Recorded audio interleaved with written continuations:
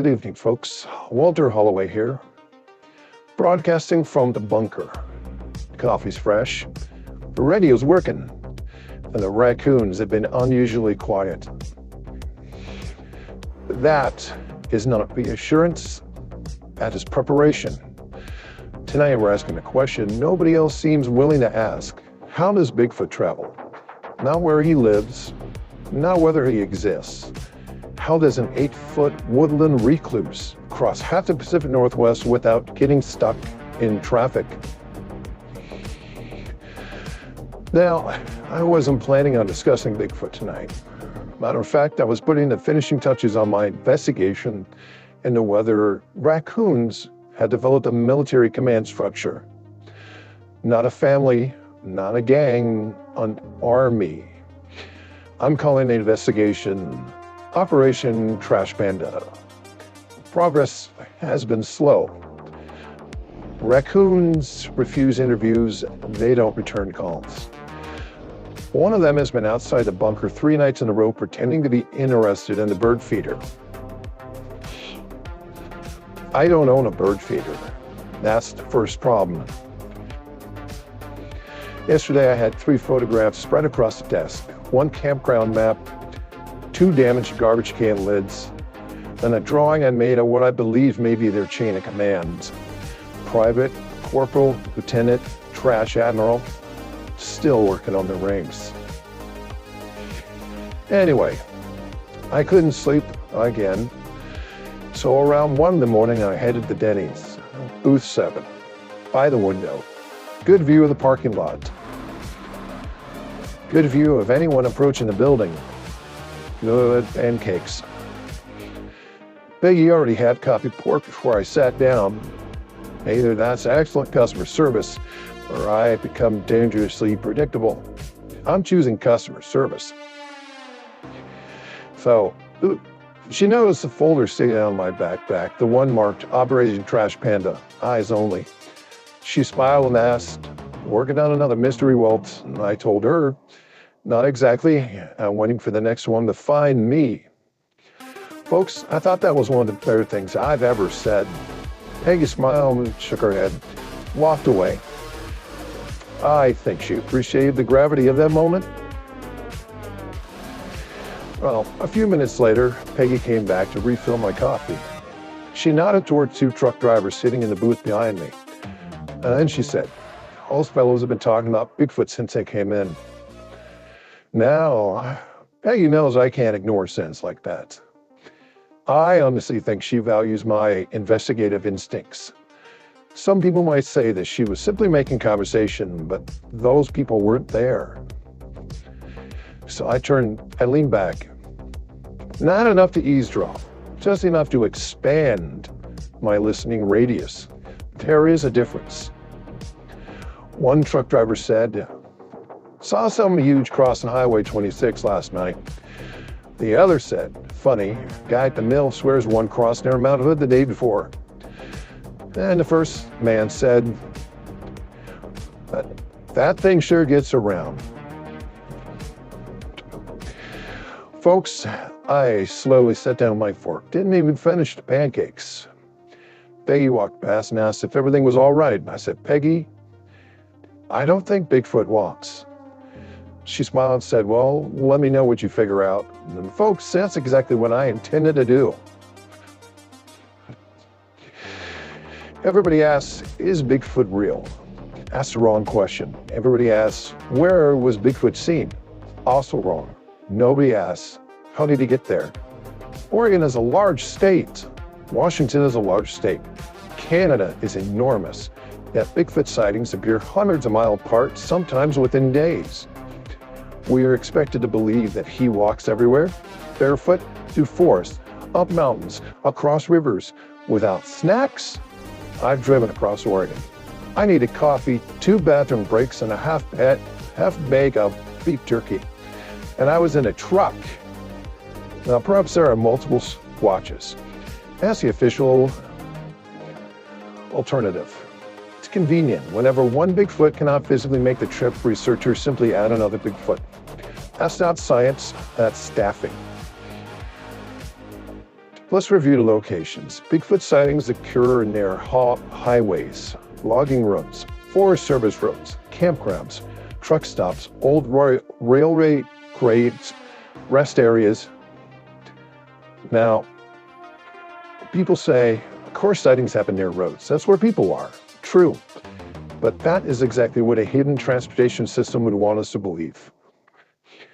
Consider the signs marked wildlife crossing. Who requested those? Did the deer submit paperwork? Did the elk attend a zoning meeting? Or was someone much taller involved? And why are wildlife crossings always placed in the middle of nowhere? No witnesses, no streetlights, no nearby coffee. Perfect conditions for covert woodland movement.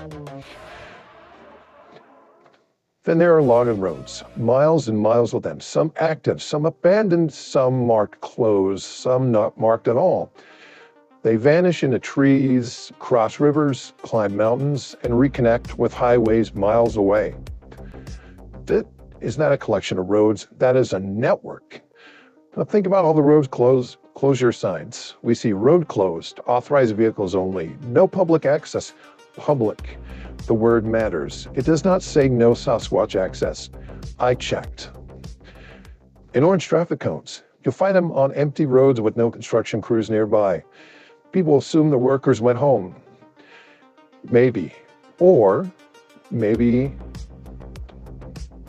the cones indicate a temporary Sasquatch detour, a reroute, a migration corridor, an 8-foot merging lane.